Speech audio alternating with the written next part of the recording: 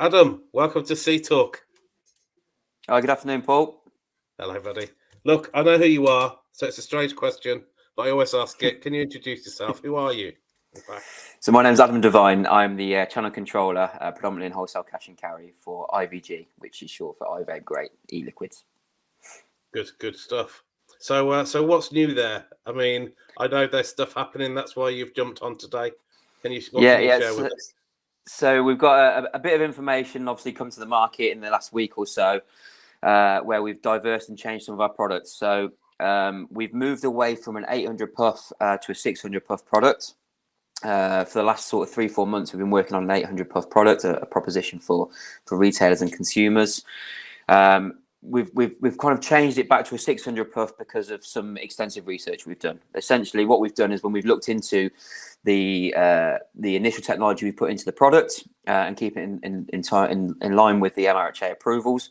Although we have the right amount of liquid and we have the right battery size and all that sort of stuff and the right milligrams of liquid, what we were tending to see is from the 800 puff claim is that it was based on a consumer sort of taking a 1.5 second puff. What we've found as we've done some extensive research through our marketing team is actually typical consumers are using anything over 2 second puffs. So essentially the product is then becoming a 600 puff product. So what we've done is we've changed all our packaging back to state we're a 600 puff product. Everything remains the same. It's 2 millilitres worth of liquid, which is completely legal and TPD compliant in the UK. It's the same battery size. It's the same liquids. Everything is changed. The hardware is exactly the same. The liquids are exactly the same. All we've done is remove our claim of 800 puffs and replace it with 600 puffs. The quality of the product remains the same. Oh, brilliant. Well, good stuff. And I've seen it. Obviously, I'm lucky enough to had a preview of some of that. But I saw some new flavours coming out as well. Is that part of what's going on? So yeah, essentially what we've been doing, I think we've been trying to keep on top of the curve as much as most manufacturers in terms of disposable products, and the demand for it has just shot up so much. So what we've actually done is we've taken on another factory and we've started producing another range of disposable bars, which we've labelled IVG Diamonds. We've launched 9 new flavours, which are kind of point of difference from our original portfolio. And we're hoping they can bring new consumers into the category as well. And I think by just extending that offering and offering different ranges of flavours and trying to keep the category fresh, it's helping maintain and keep people in the category and also bring in new consumers as well. So, I mean, obviously the category is in massive growth. We see it in the shop downstairs as well. Yeah. Is that what the market demands? That's what the consumer demands, is it? I think it's like any kind of category you sort of look into. I mean, soft drinks, alcohol, sweets and confectionery.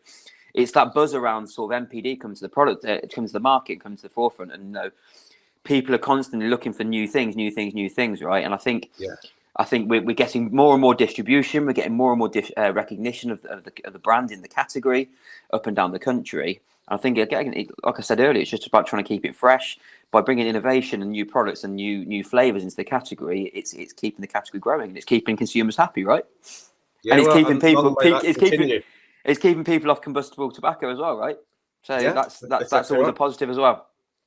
So what's next then? Because we've seen this, the category and the greater category around it as well grow and change dramatically in actually really quite a short period of time. What's next? Well, I think we sort of maintain on this level of growth with disposables. I think we're seeing it still continues to grow. It doesn't seem to have plateaued out yet. There's still a lot of new entries to the marketplace. So I think it's just about trying to build on what we've already got, bringing in new flavors, development, and things like that. And I think there's some interesting things to come from the category. And it's just a change. It'd be interesting to see who takes the lead on that. So there's things looking at disposables which are recyclable. There's looking at version 3 sort of pod devices. There's all this innovation coming, and I think it's just a case of not resting on our laurels and continue to invest in R&D and to make sure that we're ahead of the curve in terms of the next big thing. But disposables are not going anywhere in the near future. Adam, that's awesome. Time is up. I told you before we actually started, it goes ridiculously quick. That's phenomenal. So thanks ever so much for coming on. Thanks so much for your time, Paul. Really appreciate it.